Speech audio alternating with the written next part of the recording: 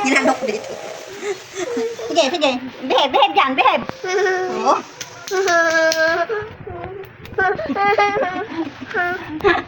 Tawa lang ako sa kanya. Basta ganyan. Bawal lang ito. Hello everyone, magandang araw. Ito nga't gusto na namang lumabas ng ating little boy. Buti na nga lang guys, may tali. Meron na naman tayong panindang suman, kamote. Masarap yan guys, bili na kayo.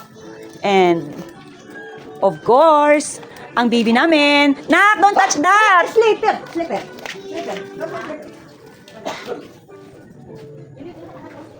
Ngayon pala guys, pesta dito sa amin. Nay, Nay. Ah. Ano wala mo? Ako nagsumba-sumba doon. Hindi pa sila tapos. Hindi pa sila tapos. May sumba ko mamaya doon. May plaksa sa snakes. Inuna ko lang to. Kidong. How many kilos? Sige. Wala pa. Sagli, relax ka lang. Hindi pa nga ako nakakaano eh. Mag-iisip pa ako.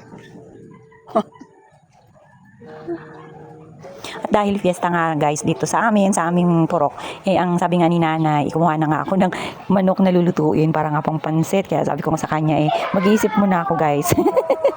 Kasi nga kauwi ko lang din at gusto ko pa munang magpahinga at saka na nga muna yung mga lulutuin dahil nga madali lang yan pagka nandyan na. At syempre guys, ngayon nga pala yung araw. Ililipat nga ang Mahal na Birhen dito sa bahay mamaya, last day na rin kasi. Kaya kailangan natin mag-prepare. Maaga nga kaming naglinis dito sa bahay at ito nga si nanay guys. Ayan, abutan ko pa nga napapunas-punas dyan. Pero pinupunasan niya na yan is yung kalat na lang ng kanyang alaga. Maaga kaming nakapaglinis guys at ito yung alaga namin. Tingnan nyo, siya yung taga-kalat dito sa bahay pero okay na rin yun guys. Huwag lang yung dun siya sa labas ng bahay na nagtatakbo-takbo, talagang nakakapagod guys. Kasi nga minsan nakakatakas nga yan pagka hindi namin nababantayan ni nanay at kami bising-bising nga sa aming mga ginagawa.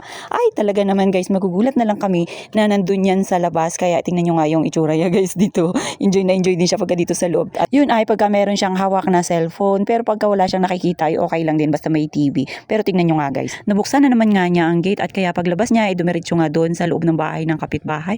Ay talaga naman napakakulit. Kailangan talaga yung mata mo hindi mo iiwan sa kanya sa bulinggit namin. At yan nga guys, nagwalis-walis na tuloy dito si nanay guys. Dahil nga yung bulinggit namin dito na naman tumambay sa baba.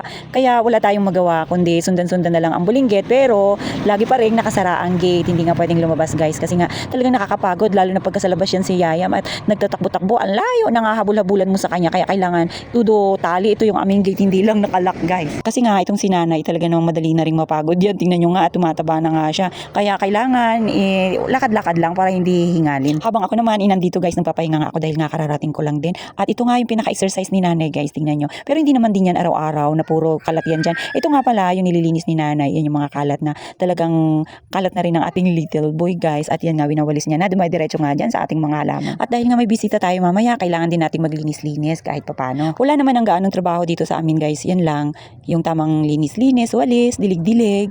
At para kahit pa paano guys, maging malusog naman din yung ating mga halaman. Hindi puro tao na lang yung nagiging malusog. Medyo tumatamlay na sila guys. Syempre pagka naglilinis tayo at nagdidilig, talagang nakaka-enjoy din naman. Lalo pat nakikita natin yung ganda dito sa ating kapaligiran. At ito nga guys, pagkatapos na maglinis ng paligid, ito nga bago pa lang nagkakape si nanay. Ganyan talaga yan siya guys. Inuuna niya pa yung trabaho kaysa sa pagkape-kape, pag-almusal. Kasi nga ang kanyang laging sinasabi, hindi pa raw siya ginugutom. Yan lagi yung line ni nanay guys. Kaya hinayaan ko na nga lang din. Tingnan nyo guys, tamang kape-kape lang yan siya sa morning. So paano ba yan, hanggang dyan na lang muna.